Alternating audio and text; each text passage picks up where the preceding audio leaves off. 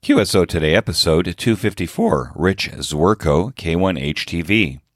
This episode of QSO Today is sponsored by ICOM America, makers of the finest HF, VHF, and UHF transceivers for the radio amateur that are ready to enhance your contest season beginning with the ARRL Field Day next week. And by QRP Labs, Hans Summer G0 UPL's QRP Radio Kit Company. Hans has an amazing catalog of radio kits and parts for every budget. I want to thank both ICOM and QRP Labs for sponsoring this QSO Today. Welcome to the QSO Today podcast. I'm Eric Guth, 4Z1UG, your host. I received a message this week from Janet Johns, the widow of James Johns, Ka0IQT, who became a silent key in March. James was a longtime sponsor and listener of the QSO Today podcast from its very beginning, almost 5 years ago. May his memory be for a blessing. My QSO today is with Rich Zwirko K1HTV, who was quickly bitten by the DX bug in the late 50s and has gone on to work just about every DX entity on every band. Rich made a career of radio, serving as a teenage broadcast engineer in his hometown of New Haven, Connecticut, and later ending his career at the Voice of America in Washington, D.C. Getting on the air is Rich's mantra that he shares with us in this QSO Today.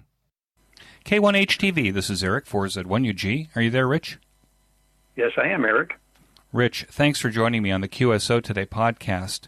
Can we start at the beginning of your ham radio story? When and how did it start for you? Well, first I landed on this coil 77 years ago.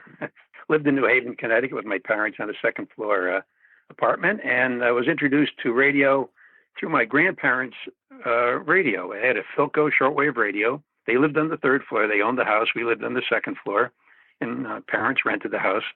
My two sisters, my mother and father were there.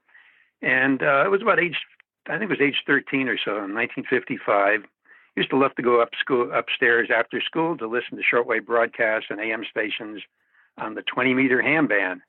My grandfather gave me an old Boy Scout handbook, had the Morse code letters in it. And I heard, of course, all the CW thumping on the AM Philco radio. And I thought I'd teach myself how to learn the Morse code, which I did. And I practiced by whistling or humming or making whistles as I read the newspaper. I'd read newspaper articles and whistle out the notes. And eventually taught myself CW and was able to copy the thumping, to make some kind of sense out of what was being said on CW. In 1956 or so, I received a 3A2 tube battery-operated regenerative receiver on a breadboard with the font stock clips with connecting the wires. Anyway, I got that going, and I tuned around. I could hear the AM broadcast band. And then I noticed Radio Moscow coming through. That was the only station I could hear on that radio. Well, about a year later, seeing that I was interested in radio, one of my aunts who was working over at AC Gilbert, they used to make the erector sets and Lionel trains in New Haven. Anyway, she knew I was interested in radio. She bought me an ocean hopper, a Night Kit ocean hopper. It was a kit for Christmas. So now assembled it, and now I can copy the shortwave broadcast from my bedroom. I dropped the wire out, the wire for an antenna outside the second floor back bedroom, and I was in a shortwave heaven in my bedroom, being able to listen to the world. That was the peak of the solar cycle 19, back in the 57, 58, 59 time frame, super conditions. Well, the ocean hopper had plug-in coils.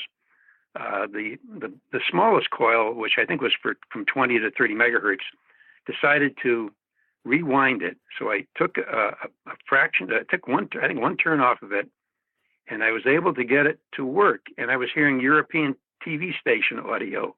Turned out the MUF, the maximum usable frequencies, reached over 50 megahertz at the peak of the solar cycle in 1958-59, cycle 19. Anyway, in 58, when I was in Notre Dame High School, I joined the radio club, learned how to become a ham, studied, took my novice exam at the QTH of the late Jack Katz, K1AMO, who was my examiner. He was not my mentor. Most of my learning was done at the radio club from a couple of hams. K1, I'm trying to think of the guy's name. I want to say, I forgot his name. Anyway, I learned from the guys in the radio club and the brothers at Notre Dame, one of which was a ham. And that was my start to ham radio after taking the novice exam. That was in June of '58. Yes, sir. So, Rich, would you say that? I'm curious because it seems to me, even when I entered high school in the early '70s, that ham radio stations in high schools were quite commonplace. Did you have a pretty large ham radio station there, or a ham radio club there at Notre Dame? Well, there were 7 or 8 of us in the club. But the club basically was a large closet, large closet. We put a light in there, and we had a couple of receivers. We were able to get a cable up to the roof, and did some operating from there. My first contact, by the way, as a novice, was done through the TBDXer that I'd met after we both saw KARK in Arkansas on Channel 24. He was living in Brantford, Connecticut, about 10, 15 miles west of New Haven. And after he saw KARK, this reception was noted in an article in the New Haven Register. And I read the register, looked up his name, gave him in the phone book. You remember those things, those paper things that had phone numbers in them? You sat on at dinner time if you were the short kid. If you're short, right. Anyway, looked him up on the phone book, gave him a call, and found out he was a ham. K1BNQ was his name, Jim Monahan. Jim said, well, I've got my license. I took my license. I got the paper from the FCC, dated June 24th, 1958. That's about 2 weeks. In 2 weeks, it'll be 61 years. Anyway, he said, come on over. Maybe you can make your first contact on CW. I said, okay. So K1BNQ was the place I went to and took the bus, went over to Jim's place. He encouraged me to get on the air, helped me through my first couple of contacts. One of them was with K1EIR, a lady named Barbara Lombardi. She and her sister, K1EIC, were blind hams, blind since birth. And K1EIC taught at Albertus Magnus College, and we've been in contact for many years. K1EIC was also the System Communications Manager for Connecticut, just recently retired after a decade plus of service to the ARRL. Anyway, they were one of my first contacts, and I was ready to go. I now went home, but I didn't have a radio. I encouraged my father to let me purchase from a loan from him a DX20, a Heathkit DX20. That was my first real radio. So I assembled the DX20, put it on. I got it working. I ran a dipole antenna out the back window, and then made my first contacts, crystal control, of course, on 40 meters, and also on 15 meters. But that was my introduction to ham radio at the K1HTV QTH in New Haven. So the first novice rig was this this night kit. That was the first receiver. Ocean Hopper. So the night kit Ocean Hopper was your first receiver, and the Heathkit DX20 was your transmitter. And how long did that rig last before you upgraded? Well, I upgraded the receiver to an HQ170. We had actually HQ110, I should say. My dad and I went down to New York City. I took my my general class, by the way, in New York City at one of the old federal buildings. A guy named Finkelstein, Charlie Finkelstein, was the examiner, kind of a gruff guy, and he gave the exams, and I was able to pass my general class in '59. And also took my second class radio telephone license exam and passed that, which was very important in the rest of my career. Anyway, went home, got on the air, made some contacts, and eventually put up a ground plane made out of quad wire, the telco quad wire, the 4-color wires. Right. Anyway, there was an article in QST. It was called the Impromptu Ground Plane, where they cut the individual wires for the 3 main bands, 20, 15, and 10. So they made 4 radials, and the vertical element, all the same, attached them as properly connected into a piece of RG58 coax, ran it up to the second floor bedroom. And then now I have a DX antenna with a low angle radiator, of course. And I was able to work quite a bit of DX. That was in, again, the peak of the cycle, 59, 58, 59, I should say 59, 60. 1960, before I was in high school and graduated in 1960, and I had mentioned I had the second class commercial telephone license. At a science fair, which I participated in the physics division. I had made a project. My project was transmitting audio through a light beam. This is 1960. So I had a photocell, a photo tube, a little curved surface in it. I forgot the number of it, as a receiver. And the transmitter was a couple D cells and a flashlight battery with a transformer in series with the DC and audio coupled to the into the transformer. And I was able to transmit across the hall to a receiver and an amplifier, and won first prize in the physics division. Well, one of the judges happened to be the chief engineer for radio station WELI in New Haven, Connecticut. He said he saw I had posted proudly my second class radio telephone license next to my ham license and some QSL cards. And then, so this Fred King says, well, if you can upgrade to the first class license, you can have a summer job at WELI as, apprentice engineer, learn how to be a technician. I had learned a lot about ham radio and about technical stuff, teaching myself. But said, yeah, I think I can do that. I already had the second class. So I went down to New York City, hopped on the train, took the exam for the first class radio telephone license, passed it, came back, gave Fred King a call and said, Fred, I've got my first class. He said, come on down. You got yourself a job. So I worked that summer at WELI. Never did go to college. Ended up working there for 3 years. Got married in '63 to my wife Phyllis, who became KN1WSN. Now let's go back to WELI for a second. That was an AM radio station, right?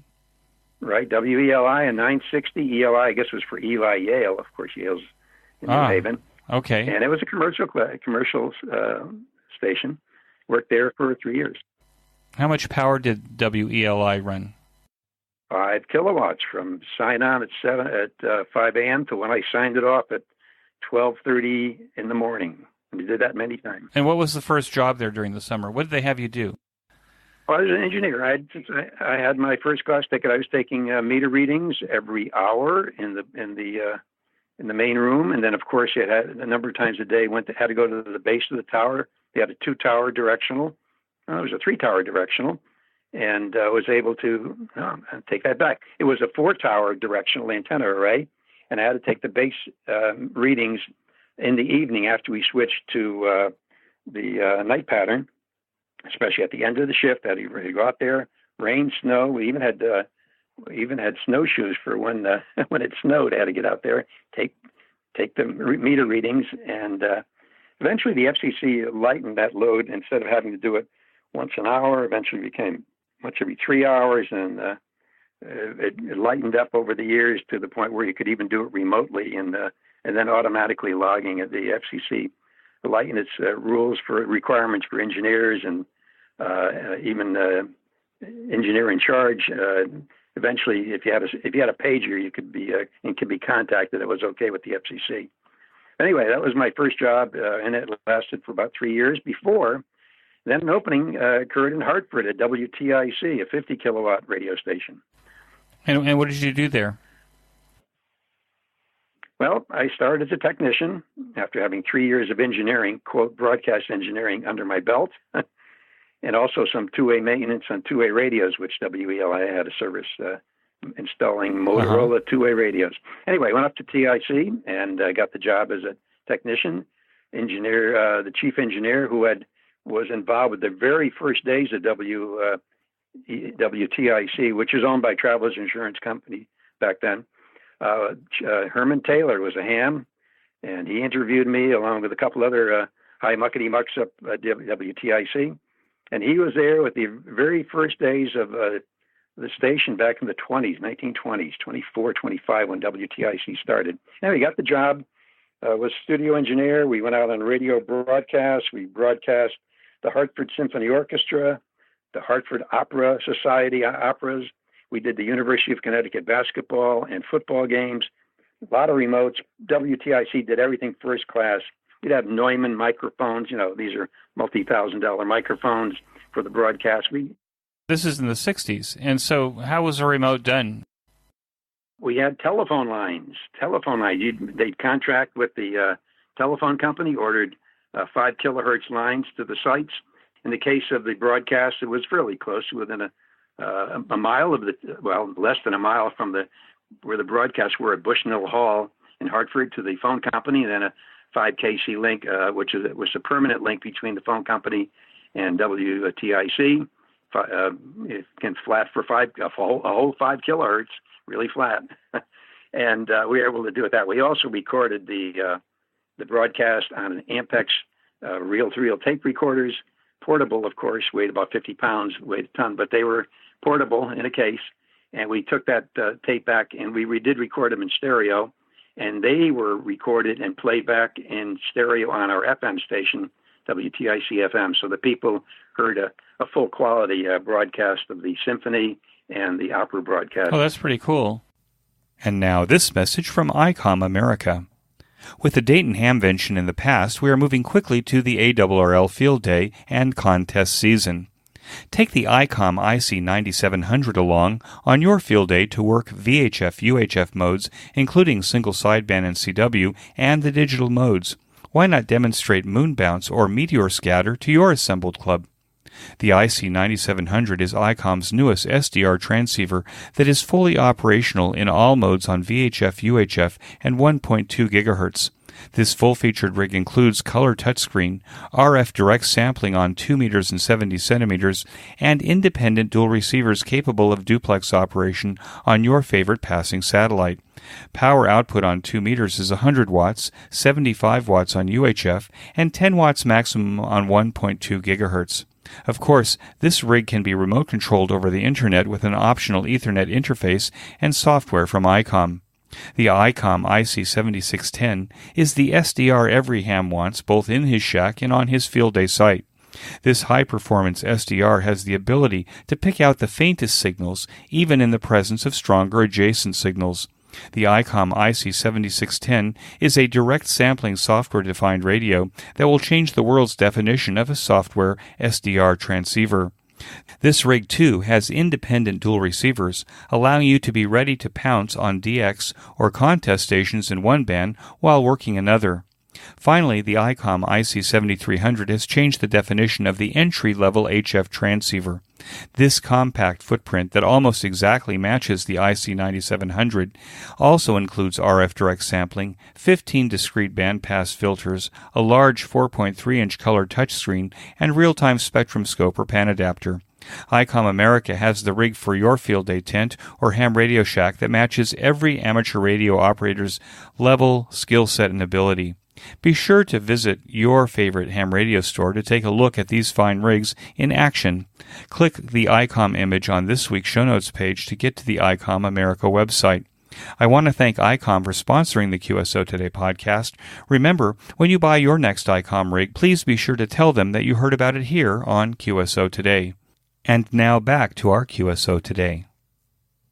So the telephone lines for the remotes, for sport games and stuff, the 5 kc lines from the stadium or the field to the telephone company, those were always taken up and put down. They weren't permanently in place. And then, well, the one at UConn, University of Connecticut, from the field house was a permanent line. You know, we had so many games there; it would not make sense to break it down and re-engineer it each time. So that was one of the permanent lines. There are quite a few permanent lines around Hartford. One of them to the Travelers Weather Service, another one to the Farm Bureau, where they did a daily hog report at 5 o'clock in the morning, and all those commodity reports. So there are certain areas around the city where there are permanent lines from WTIC. I was able to engineer between the center top of a balanced transformer to ground. We were able to actually send audio back to a distant site or a local site. They had on the top of the Travelers Insurance Company, they did daily reports of traffic from up there. In order for him to hear WTIC easily, we phantom fed audio back down from the center tap to ground and picked up audio between the center tap and a house ground up on the top of it. We found a ground and were able to get the traffic person to actually hear WTIC on the earphones without even having a radio up there. Where did you end up? Well, after the Travelers Insurance Company job started WTIC in '63, and I stayed with them till 1980. Back in 1974, Travelers Insurance Company sold the station, the AM, the FM, and the Channel 3 TV station. Apparently, they didn't want the FCC to dig too deeply into their books, so they sold they got rid of the radio station. I went with the new owners. We had to move to a new building 1 block away, actually 2 blocks away, at the Gold Building, owned by a David Chase.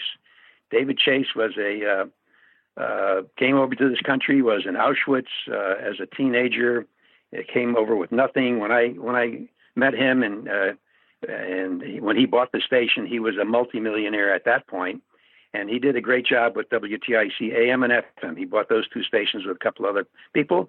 And I stayed with them from 1974 until 1980. The number of technicians, by the way, we built 10 studios in about 2 months at the new Gold Building on the 19th floor. And our neighbor up above us was United Technology Corporation with a helipad on the roof, with helicopters landing, and us with our microwave dishes aiming out to our transmitter site in Avon, Connecticut, about 15 miles west of the Gold Building. So that's how we got our signal from Hartford out to Avon, Connecticut, where the 50 kW AM transmitters and the FM transmitters were. Anyway, we built 10 studios, got it going, switched over from the old broadcast house site in Hartford up to the new Gold Building site on the 19th floor, WTIC. And I was with them until 1980. As I started saying, as the FCC dropped their regulations, the number of engineers required became fewer and fewer. And when we started, we had about a dozen engineers. When I left, only 3 of us were maintaining the 10 studios, as well as the 2 AM 50 kilowatt stations, a 25 kW FM station, and a 5 kW AM backup.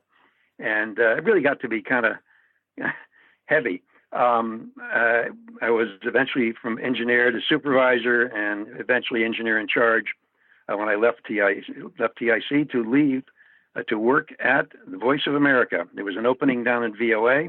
A number of the technicians who left or were let go from WTIC found jobs at the Voice of America. They said, "Come on down. The water's fine." Where was Voice of America when you went?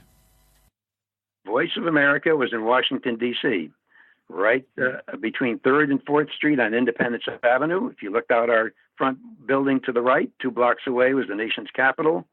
Looking right across the street diagonally to the left, you see the Air and Space Museum. And right now, if you look across the street, you'd see the Indian Museum, the Smithsonian Indian Museum. It was quite a place. VOA maintained the studios and language services in the basement through the 4th floor. There were 50 studios. I started as a technician in 1980. A couple of years later, became supervisor and retired about 10 years ago after 28 years at VOA and 48 years in broadcasting. Retired as a manager at VOA. It was a fun career. It was like working at the United Nations with the folks from 50 different countries, wearing their national garb, speaking the foreign languages with English as a second language. And I managed and supervised over 30 technicians who kept the VOA on the air. All the broadcasts for VOA originated in the Washington studios and sent via microwave initially, a multi-hop microwave link down to the Greenville, North Carolina transmission site. They actually had 3 sites down there, A, B, and C. And eventually, over the decades, we switched over to satellites, and on the roof there are many big and small satellite dishes, which were maintained by the VOA engineering crew.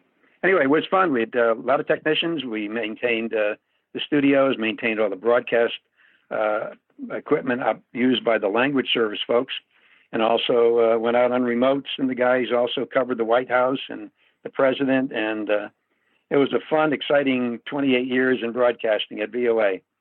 Now, the VOA has been kind of stripped down to its shorts, right? I mean, it's no longer the huge organization that it once was.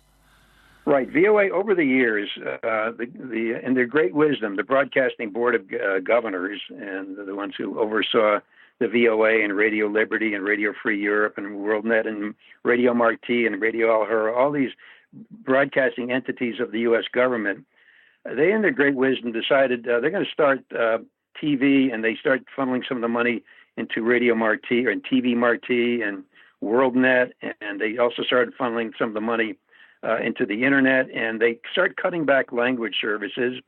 Eventually, the Russian broadcasts, which were for about 19 hours a day, and the Polish broadcasts back 13 hours a day, back in the days of communism before Ronald Reagan, around the time of Ronald Reagan, all of those services eventually were cut out completely, to the point where they were left with having to rent service from a Russian station up in Leningrad, of course, to broadcast into Russia. And of course, when Russia says, I don't like what you're doing, they pull the plug, and of course, we were stuck holding the bag. We had transmitter sites around the world. We were renting some time from Deutsche Welle, but we did maintain quite a few sites: Kavala, Greece, Botswana, Sri Lanka, over in the Philippines. There were quite a few sites, and also, of course, Delano, California. There's a Dixon, California, Delano, Ohio, or is it the other way around? And Greenville, North Carolina, those three sites in North America. But eventually, they started getting cut back and cut out completely. They kept pulling the plugs and stopping language services, to the point where VOA is a skeleton of what it used to be in the heyday of back in the 80s, when we were fighting communism under President Reagan, with all these broadcasts all around the world. Well, I think, to our sorrow, I think that we're going to find that we're going to be fighting other things, and probably wish we had those 50 language stations still going, I think. I think you're correct. That's my editorial opinion. I don't often make editorial opinions, but also, here in Israel, we've cut back Kol Israel, so we don't broadcast worldwide anymore either. And I think that for communicating ideas, the Voice of America was a great way to communicate America's ideas. So it's missed here for sure. You mentioned earlier that your XYL, Phyllis, became a ham. Was that a precondition to marry her, that she had to become a ham? No, she became interested in ham radio when she met me back in the early 60s, and came over to the house and saw my ham radio shack, and eventually decided she wants to become a novice. Well, it worked out well, because she had a spinal fusion, and she had to spend some time. She was studying to be a nurse. That's where I met her. We both went to St. John's Church, and the nurses, after their shift, would meet down in the basement of the convent, which was called the First Friday Crusade Room. And the guys who played basketball over at the school, we'd meet down in the same place, and that's where we met. And eventually, she joined me at some of the ham club meetings at the Hamden Radio Club. We edited the Harriscope, Hamden Amateur Radio Association, newsletter called the Harriscope, using a mimeograph machine in the basement of the convent. We'd roll off, a couple dozen copies of the Harriscope each month. So she helped me with that editing. Eventually, she wanted to become a ham, so she took the novice exam and passed it. And then, as I said, she had a spinal fusion, which kept her home in her house. She had to stay home at Waterbury, which is about 20 miles away from New Haven. Well, she was up on a hill. She had her novice license, and back then the novices could operate 2 meters. So we had a couple of Gonsets. Remember the old Gonset Goonie boxes? And maybe sure. You're not old enough to remember. Okay, the Goonie boxes ran 2 meter AM, and I had one in New Haven. She had one in up in Waterbury, and we were able to communicate via radio on 2 meter AM back then, while she was recovering from her back surgery. Anyway, we became married in 1963. She had her novice license, which expired, and we were busy. She was busy. We had our son Andy after 1 year. Our son, he's K1RA now, and our daughter Christina in 65, which is another year after that, and she's KR1SSZ for Chris Z. Our last name beginning with a Z. And Phyllis did not have time to upgrade. So she stayed as a non-ham, but a very supportive non-ham wife for a couple of decades, until, you remember the Beltway shooters around the D.C. area back, 20 years or so ago? There were people, at that point, there were a number of murders by these guys, and she decided she wanted to have some way of communicating me as I left VOA, came out of the on the subway out of the tunnel and made the last 10 miles or so into the parking lot at 12 midnight. So she wanted to communicate with me on 2-meter through the local repeater. So she got her technician, then eventually general class license, and was saved as a general class till her passing, which was about 6 months ago. She passed away after a long illness. But she was very supportive over the years. For my retirement, Phyllis gave me a K3, an Elecraft K3 transceiver with all the bells and whistles. She says, make sure it has everything in it, all the filters, everything you need, the sub receiver. I said, okay. I put in the order, and I said, it'd be a great kit. She said, don't make it a kit. I want it working out of the box. So she bought me a fully loaded K3, which I have in front of me, and I've been using faithfully and I love the radio for just about 10 years now. It's been a great radio. So thank you to Phyllis up there in heaven. Let me take a quick break here to tell you about my favorite amateur radio audio podcast, the Ham Radio Workbench Podcast with George, KG6VU, and Jeremy, KF7IJZ, where they pursue topics, technology, and projects on their ham radio workbenches every 2 weeks. George and Jeremy document their projects and make circuit boards available for sale to their listeners. They have interesting guests and go in deep. Even if you're a seasoned ham radio builder or just getting started, be sure to join George and Jeremy for the Ham Radio Workbench podcast. Use the link on this week's show notes page by clicking on the image. And now back to our QSO today. Well, you and Phyllis hit the mother lode by having the kids. What was the secret to getting the kids into amateur radio? Well, I encouraged Andy. At 12 years old, we built our first computer, S100 bus. No, actually, even before. Yeah, S100 bus was our first real computer with a teletype interface. We're talking, in machine language, programming EEPROMs, burning them with a EEPROM burner, and he learned all that stuff from me at 12. But he saw me working DX, and he was kind of interested. But what really prompted him was an 8th grader was also studying, and he was going to take his novice exam. That was the peer pressure that pressured him to taking the novice exam and eventually passing that, and then the general, and then the extra class. Andrew's an extra class license. And he married a ham, KZ1AMY. Her name is Amy, guess. And we have a 14-year-old granddaughter who is K1AEZ. And so we had an all-ham family, daughter, son, even my son, my wife's, my daughter-in-law's grandfather was a ham, to come to find out, and her brother is a minister down in the Richmond area. So we have a whole ham family. Well, field day must be a blast. Yeah. Well, actually, most of the field days were done with the local radio club. Oh, that's amazing. Well, you know what? It appears, and you've already, brought this up, that you were smitten by the DX bug, from the very beginning, even before you got your amateur radio license. I was going to say, yeah, I got introduced to DXing through, of course, shortwave listening. But once I got on the air and worked my first DX station, the DJ3TH, I remember that call, even if it's QSL, 15 meters. That was the beginning of my DX, love with DX. Love for DX, I should say. I've always run low power on the HF bands, never ran more than 100 watts. And I've worked DXCC on all bands from 160 through 6 meters. I've worked over 300 countries on all bands from 40 meters to 10 meters. I've worked every country except one. Guess which one? North Korea. North Korea. Yeah. You got it. When Kim Jong-un eventually lets the DXpedition in, I hopefully that'll give me honor roll number 1. But I've worked every country except North Korea, again, with 100 watts.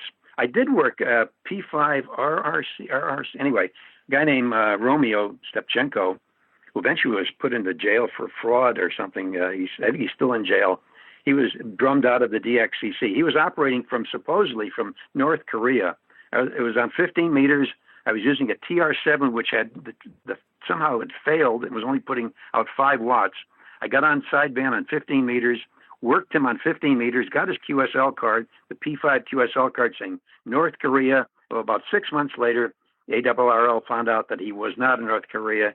He was in an adjacent country, and it was a fraudulent operation. Eventually, he was drummed out of the DXCC, and eventually, as I said, he was put in jail for some fraudulent stuff he did over. I'm not sure if it was internet or what, but he's now in jail. But anyway, I almost worked North Korea. At least I thought I'd work North Korea. But I do have the card there in my book of QSL cards from the other the rest of the countries that I have worked. Now, you mentioned both on your QRZ page, and just now you mentioned that you work no more than 100 watts. So it doesn't make you a QRP operator, but it also doesn't make you a high power operator. Why do you think that you've never thought you needed more power than 100 watts to work the world, when there's so many people that think they need 1 kW to work the world? Well, at first, didn't have the money for a kilowatt or high power, so that we were always frugal. We never, my father was a laborer, my mother worked in a beauty salon. We never had a lot of money. They did put me through Notre Dame High School, which cost them a bit, but so I was always, frugal. Never even thought about an amplifier, because I was working stuff with 100 watts. And eventually became quite good at it. From when I came down to the D.C. area, I got recruited by W3LPL. It was a big multi-op station. At that point, I had been operating 160 with 100 watts, and I worked over 200 countries with 100 watts in a small 50 by 100-foot lot in New Haven, in Glendale, Maryland, when we first moved down to work at VOA. And so Frank recruited me. I worked the DX contest, ARRL DX contest, and CW DX contest, CQ DX, I should say, CQ and ARRL DX contest, CW and sideband for almost 20 years at Frank's place on the at the 160 meter position. And running a kilowatt and having a beverage antennas was great, but because I had worked all this DX from home with a small vertical, no special receive antenna, so my ears were good. My skills were good, and I was able to work a lot of stuff with 100 watts. And after 20, 30 years, and I got close to working all over the country, I said, why would I want to continue? Why would I want to add high power on HF? Let me continue on that. I even tried QRP on 160. I worked all continents on 160. If you look at my webpage, you'll see the QSL cards from the 6 continents, including 4X4NJ. Ricky, who I worked a number of times, once a couple times with 5 watts and once with 1 watt. It's even noted on the QSL card. So with QRP, did work all continents on 160, worked 91 countries with QRP 5 watts on 160.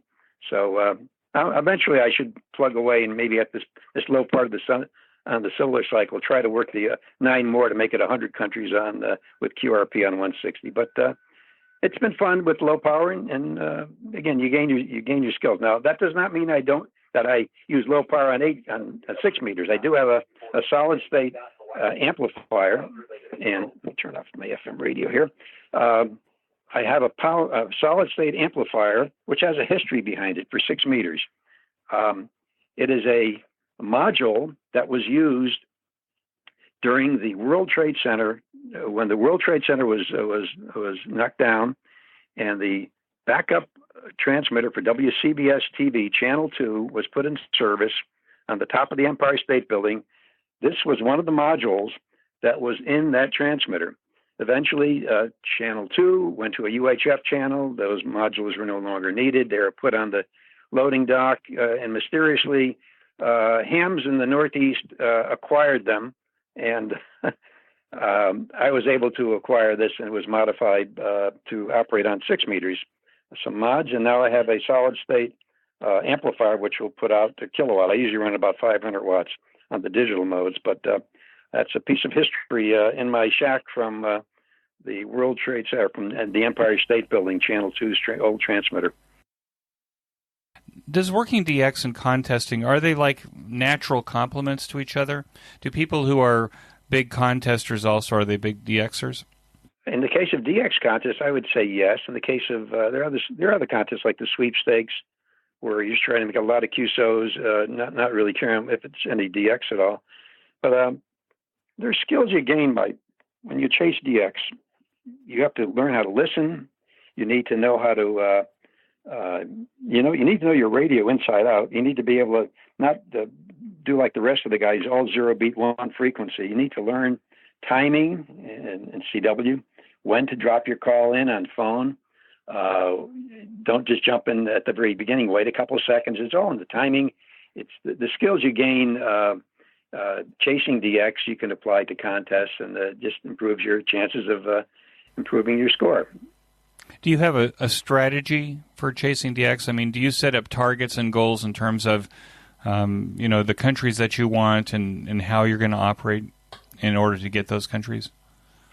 It used to be different. In the olden days, I used to tune around a lot, and I'd find new ones, and then I'd work them. Now, eventually, when packet radio came along, the DX bulletin boards and packet radio, we were able to share those spots, put them on the packet bulletin board system. And when we heard a DX station, put it on, and you stand back, you listen to about a minute later, all of a sudden a big pileup shows up where he had worked this one guy calling CQ and nobody else answering him. So that changed things. In recent times, there are a number of websites, DX bulletin boards. The internet has tied the world together with DX spotting networks.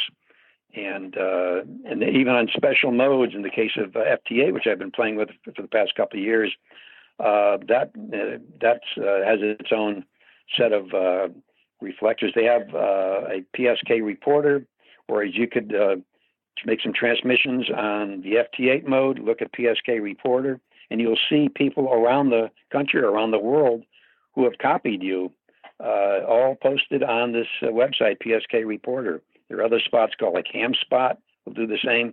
There are a number of now internet-based sites where you can actually see what's going on. You can look at the WEA6VQ has a site called DX Maps. You can see where you're contacted with lines of from your QTH to the stations you've worked on the map. You can look at that map and tell when the band is open. I click on the map this morning. I see, the band's open to Europe from W1 land. I better stay tuned and see if it ever shows up in the mid-Atlantic area. And sure enough, aim my beam towards northeast, call a couple of CQs. Next thing I see, I'm working a station in Spain on 6 meters.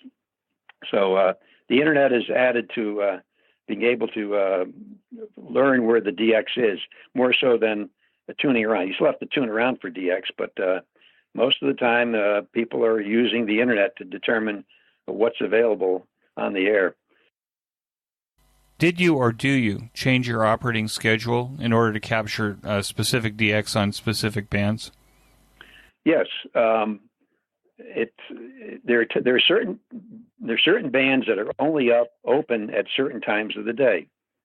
A lot of people, when they sleep, they don't realize that there are band openings on 30 meters to Australia and the Far East at times when most normal people are sleeping. DXers, on the other hand, know of these openings, and they will get up at certain hours or stay up late or get up very early to work some of these openings to rare spots. So, I change my hours. I keep an eye out on the DX bulletins, ARRL, and other bulletins that are available saying there will be a DX expedition to this site. If I need that country or a band country, since I've got all the countries now, I'm looking for band countries, a new country on a different band.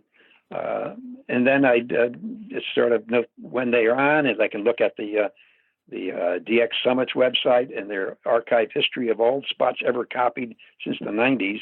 And I can find out recently if these stations, these DX editions are on, what the pattern of hours that they are on for a particular band. That'll give me a clue as to are stations in this area working people at that hour, and is it worth getting up at a certain hour to work these stations? So there's a lot of tools available to the ham that we did not have decades ago. And now this message from QRP Labs. QRP Labs has shipped thousands of QCX QRP transceivers kits to date. The odds of working another QCX user gets better every day. If you're looking for a satisfying kit experience where you end up with an amazing performing QRP transceiver for under $50, let me say that again, for under $50, then you owe it to yourself to go to QRP Labs. We have many home brewers who listen to the QSO Today podcast. For you, QRP Labs also has parts, filters, enclosures, and other handy devices to make your home brewing experience even better. You can use these parts to either enhance your QRP Labs kits or to beef up your own homebrew designs. Be sure to browse Hand's entire website. Use the link on this week's show notes page or the one in the sponsored section of the QSO Today website to get to QRP Labs to buy your QCX or any of the other fine QRP Labs kits or parts. QRP Labs is my go-to ham radio kit company. It should be yours too. QRP Labs. And now back to our QSO Today. Okay, so it seems to me that you're beginning to answer a question that I formulated before we had our conversation. That was, I noticed that you were a very early adopter of packet radio technology and even had involvement with Tapper, which is what the Tucson Amateur Packet Radio Group that's now evolved into software-defined radio and other stuff. I hope to have some guests in the future from Tapper. But it seems to me that you were an early adopter of packet radio. Was that for creating these DX spotting networks? No, we first started back in the 70s, or no, I guess it was early 80s. W3IWI was now W3IO, who was president of AMSAT at the time, and I was very much involved with AMSAT in my early days of satellites from the 60s to the 70s until maybe the mid-80s. Tom was interested in digital, very much so, and introduced me to Tapper. He said, there's a board available. You can get a kit. So I bought the Tapper 1 kit, put it together, and we started communicating between Tom and myself and a number of other hams in the Washington, D.C., Maryland area.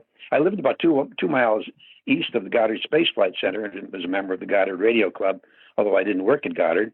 They had close ties with AMSAT, and I was back then operations vice president of AMSAT and on the board of directors. So I had close ties with a lot of the guys there, and we started playing with packet radio, and then we started playing with bulletin boards.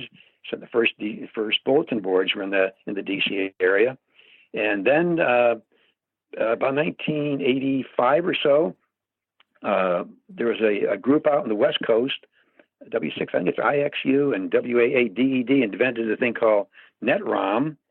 And I one day when the W6 was had flown up to the DC area at BWI Airport, I met with him and I said, here, presently we have a link from the University of Maryland to the West Coast, a wormhole link that WA3YMH and the W6 had linked up. And we were able to, I noticed by connecting to it locally, to the local packet station, I was able to see stations in California on packet radio through this wormhole link.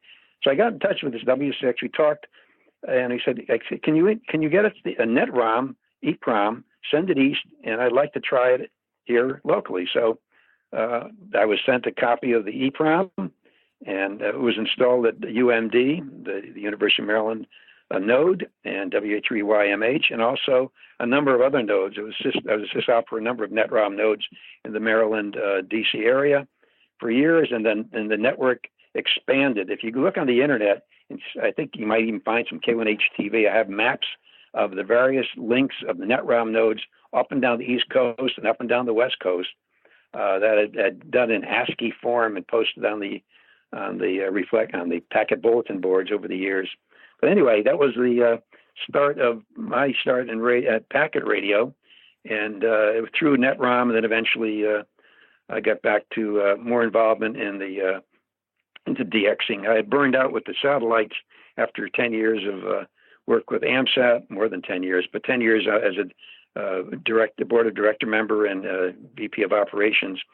Really burned out. It turned out it felt more like a job, so I decided to get back into DXing. And back in the mid 80s, I started to focus again on completing my honor roll number 1, trying to get all the countries, and that's so I got back into DXing back in the mid 80s, and until the present, I continue. Like, I love DXing.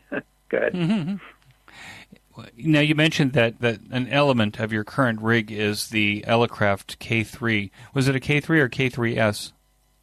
It's a K3, which has been modified to have the synthesizer boards like the K3S. It also has the other accessories, which makes it basically K3S. What other radios do you have in your rig there? In the an IC 706 for my radio and other radios. I have an IC 706, which was in the vehicle for many years. I've got a couple of handy talkies, a 220 FM radio, a number of SDR receivers, an SDR, an RSP1, and of course the old the RTL dongle, which was my first dongle, my first introduction to SDR radio. I have a red Pataya, which my son gave me. The red Pataya is a piece of test equipment, and thanks to R4LAB, he was able to develop software which allowed the red Pataya to be converted into an 8-band receiver of 8 different FT8 frequencies, and listen simultaneously to eight different FT8 frequencies, and then at the end of every minute, process the waveform of everything that it copied, and then post that to the internet to the various FT8 websites, such as PSK Reporter. So I'm now able to monitor 8 bands simultaneously, and if any new DX pops up, I will see it thanks to my own little decoder. And into it, I have fed an array of HF wire antennas with proper interlocking through a sequencer so I don't fry the red Pataya device. I have a sequencer which keys, when I key the Elecraft or the VHF radios, it automatically protects the device. But this radio is fed, this red Pataya device is fed with all the HF wire antennas, as well as through a combiner, my 6-meter preamp on the back of the FT8, back of the K3, I should say.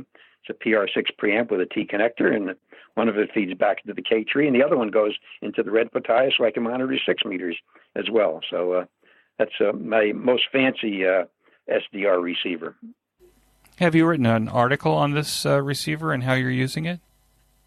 No, I haven't. My son has, K1RA. If you search for K1RA, he's the genius. He's the electronic genius. I started teaching him electronics back at age 12. Now he's teaching me. He is so sharp. If you get a chance, check K1RA, K1 Radio Alpha, and you'll see his involvement in all kinds of neat technical things involved with the radios, SDRs. He has an SDR website, which is to die for, just a super site. One of the best, most sensitive receivers available. You get on the internet and listen to the world by his SDR receiver.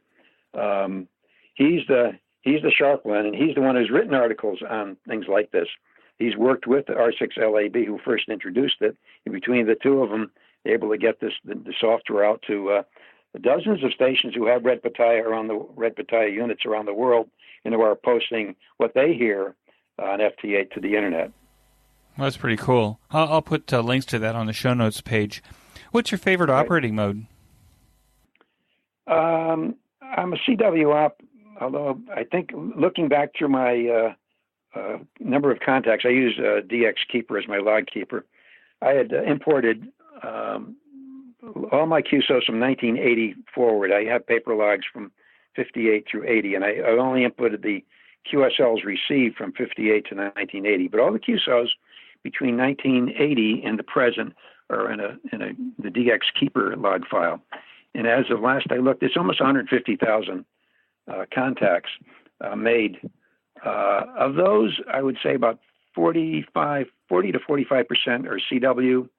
Same amount are voice, and the rest of them would be digital. In the past couple of years, I've been very much involved with the WSJT development group and testing a lot of their software, a lot of the WSJTX. I was very much involved with the early days of FT8 and feeding back to the development group what worked, what didn't work, along with dozens of others who did the same. And so I've learned to accept FT8 for what it is, a great mode. A lot of people hate it. A lot of people love it. But it has given the opportunity for many, many hams who have previously not been able to work DX to work DX using the FT8 mode. Give you an example. Local friend who is in the local radio club purchased a 100-watt transceiver. He received a 100-watt transceiver, but the power supply didn't come. He did have one that would supply about 10 watts, a small DC supply, and he had gotten FT8. He was listening to FT8 on 20 meters. So he got the transmit part working with his new transceiver.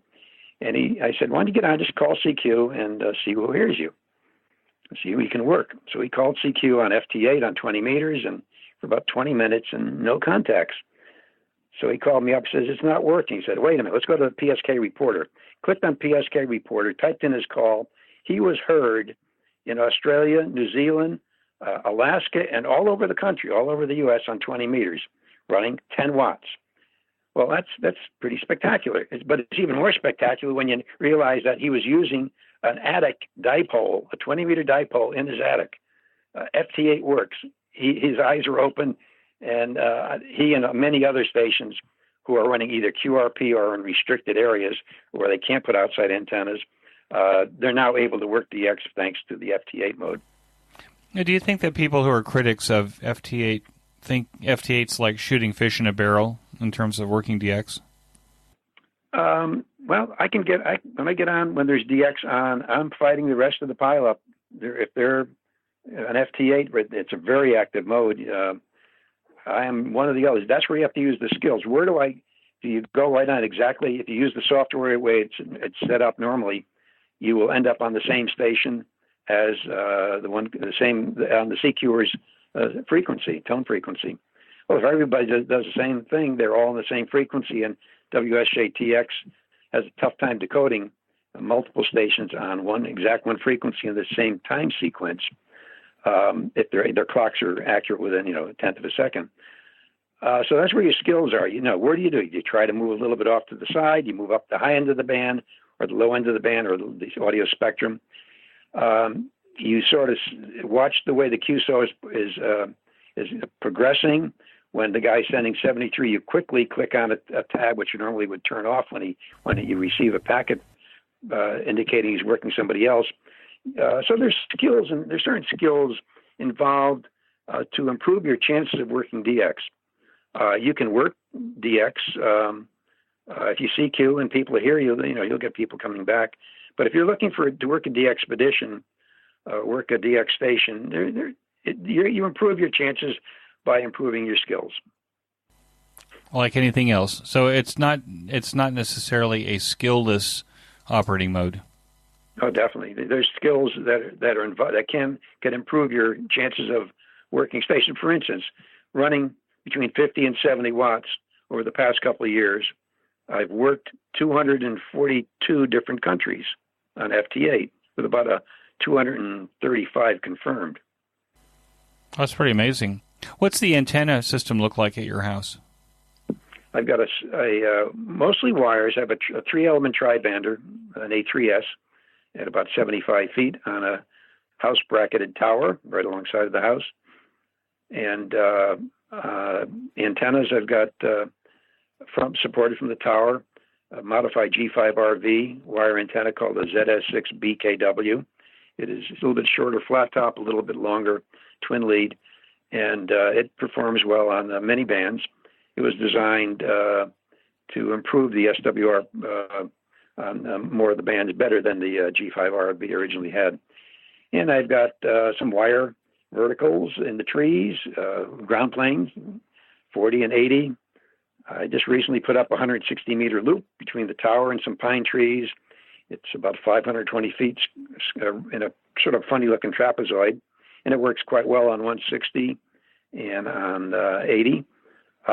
Has many different funny lobes on other bands, some working for me, some working against me.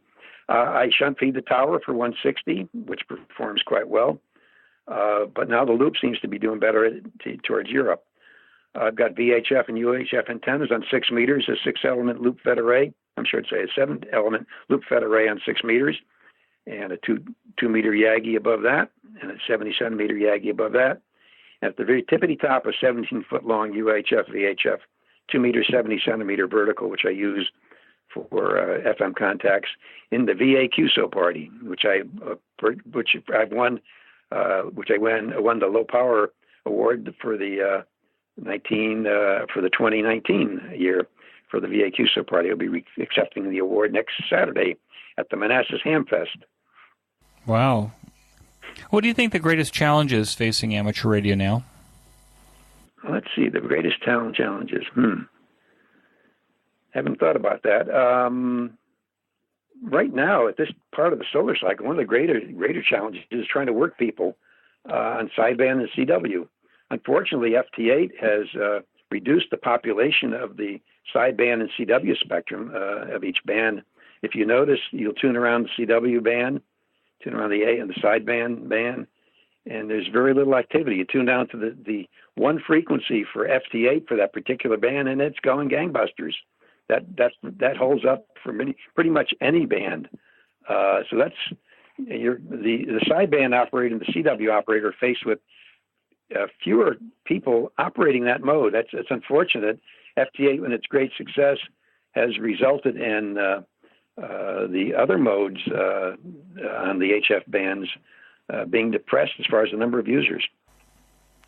Now, I'm not a digital operator, so sadly I can't speak to this. But the question I have is there a digital mode similar to FT8 that may allow a little bit more of a QSO than just exchanging information? Yeah, there's a new mode called JS Call, JSCALL. It used to be called FT8 Call, but it's been modified so you could use pretty much the same format as FT8 and talk back and forth at fairly low data rate, but you'd be able to at least transmit back and forth to stations in a more of a text mode. JS8 or JS Call. JS Call. Have you tried it? I downloaded it. Have never tried it. No, I'm too busy working DX. Yeah, that sounds good. What excites you the most about what's happening in amateur radio now? I think the digital modes, and I've got a lot of things on my bucket list I haven't done yet. I have not even explored the digital audio modes that are now available on many of the FM radios. You hear locals talking about it, from P25 to the various other digital modes, which are incorporated into the HTs, and also hotspots and tying into the internet and talking to people around the world that way. Of course, there's Echolink, which has been around for quite a while, and I keep ties with my daughter up in Maryland by Echolink to the 2-meter repeater, and also to a number of old hams. One fellow I knew from back in the AMSAT day used to write the AMSAT newsletter, the magazine, Joe Casser, G3ZCZ. Joe eventually came over from England, spent some time in Israel. Then he came back to the States. He went over to Australia, and he's living now as VK5WU. Joe contacted me on FT8. I didn't know who he was at that point. I didn't know that VK5WU was G3ZCZ. And at the very end of the contact, he said, DE G3ZCZ. Well, I looked him up on QRZ.com, checked the VK5WU, and sent him a quick email. I said, if you can, get on Echolink on the local W4 VA repeater. And that was it. About 10 minutes later, who calls me from Adelaide, Australia, with VK5WU via Echolink to the W4 VA repeater, and I was talking to him on my little HT, talking to Joe. So that's another neat mode, a digital mode. But there's so many things to do in ham radio. There's so many facets of the hobby. I've played with satellites for decades, and the packet radio and DXing and contesting and VHFing. I read somewhere that you've even tried moon bounce. Yeah, moon bounce. My first attempts at moon bounce was back in the early 70s when I was in Meriden, Connecticut. I built an 80-element collinear array, aimed it up at the moon, got a preamp, a little MOSFET preamp, built that, and had schedules with Mike Stahl of the K6NYC, who has an antenna company out there in California, also with VK38TN. Is it ATN? I think in Australia. And Sam Harris, who was down in Puerto Rico. W1, he had a W1 call stroke KP4. I tried with them. I heard them. They heard me. We never made it to a contact on moon bounce. I burned out the preamp. That's before I knew about sequencers and properly sequencing transmitters before turning off the preamp and protecting it before you turn the transmitter on. Anyway, I fried the preamp a number of times and never did make the two-way contact. But back years later, while in Meriden, Connecticut, I had the WA6 LET again out in California, put a 2-meter EME signal on the air, Earth, Moon, Earth, and with a 12 or 13 element Yagi supported by two cross pieces of bamboo aimed up at the moon, I was able to make a CW contact with the WA6 LET and got that my only 2-meter EME contact. I did make an EME contact with W7 ZJ, is it? Lance W7 GJ. GJ, right? Lance was one of my guests in an early QSO Today podcast. Lance and I were part of the old Northeast VHF Association group up in New England when I was living up in Connecticut, and we used WA1JXN back then. And so anyway, I've been in contact with Lance over the years. We got on 6 meters. I worked Lance with his big moon bounce array with my 7-element LFA as the moon set west of me, and that was my only 6-meter EMA contact. Although I probably could, with this kind of power now, I guess I could make more contacts if I wanted to do that. But and probably using that's my FT8. EMA story. Say again? And probably using FT8 or the digital modes and have probably more success with less gear. JT60. Yeah, JT65 is the mode used by most EME stations. There are some CW diehards, like local station NA4N, who refuses to go digital. He still works CW on a number of microwave bands, but most of them have switched over from CW to WSJT using the JT65 mode. Rich, what advice would you give to newer returning hams? For newer returning hams, get involved with your local radio club. There are so many hams.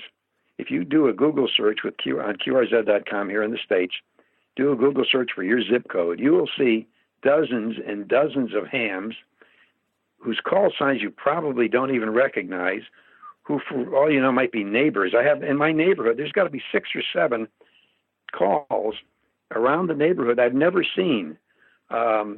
Maybe they got on I don't know if they ever got on the air. Maybe the problem is they never got Elmered when they first get their license. But a lot of the old timers, when they get back, encourage them to, you hear them on the repeater, encourage them to come to the clubs, come to the club breakfasts. We have one up here once a month. We have club meetings once a month. And come to the meetings, get involved. And once you get involved, there's so many different facets of the hobby that the various members have. You'll, I'm sure, get interested in one of them or more of them and get back into the hobby and enjoy it. Rich, you've been a wonderful guest. You're articulate. You've done everything, or it seems that you've done everything, and it was really a thrill to speak with you about ham radio today. I want to wish you 73, and thank you so much for joining me on the QSO Today podcast. Thank you very much, Eric. I enjoyed talking with you. That concludes this episode of QSO Today. I hope that you enjoyed this QSO with Rich. Please be sure to check out the show notes that include links and information about the topics that we discussed. Go to www.qsotoday.com and put in K1HTV in the search box at the top of the page. My thanks to both ICOM America and QRP Labs for their support of the QSO Today podcast. Please show your support of these fine sponsors by clicking on their links in the show notes pages, or when you make your purchases, that you say that you heard it here on QSO Today. You may notice that some of the episodes are transcribed into written text. If you'd like to sponsor this or any of the other episodes into written text, please contact me. Support the QSO Today podcast by first joining the QSO Today email list by pressing the subscribe buttons on the show notes pages. I will not spam you or share your email address with anyone. Become a listener sponsor monthly or annually by clicking on the sponsor buttons on the show notes page. I am grateful for any way that you show appreciation and support. It makes a big difference. QSO Today is now available on iHeartRadio, Spotify, Libsyn, and TuneIn, as well as the iTunes Store. If you own an Amazon Echo, you can say, "Alicia, play the QSO Today podcast from TuneIn." I still use Stitcher to listen to podcasts on my smartphone. The links to all of these services are on the show notes pages on the right side. Until next time, this is Eric for Z1UG 73. The QSO Today podcast is a product of KEG Media Inc., who is solely responsible for its content.